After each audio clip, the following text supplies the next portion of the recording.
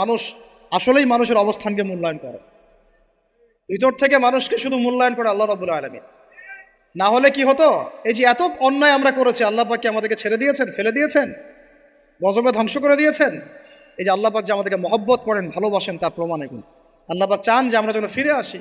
আল্লাহ পাক বলছেন সারা দুনিয়ার সমান গুনাহও যদি সে করে ফেলে, আসমানের সমানও গুনাহ করে ফেলে, খালি তওবা করে ফিরে আল্লাহকে বলবে আস্তাগফিরুল্লাহ আল্লাযী লা ইলাহা ইল্লা হুয়াল হাইয়ুল কাইয়্যুম ওয়া আতুবু ইলাইহি। আল্লাহ পাক বলছেন খালেস তওবা করলে গুনাহ তো মাফ করে দিবই, আগের গুনাহগুলোকে নেকি দিয়ে পরিবর্তন করে দিব। এটা ভালোবাসা না? আল্লাহ পাক সৃষ্টি করেছেন আমাদেরকে ভালোবেসে।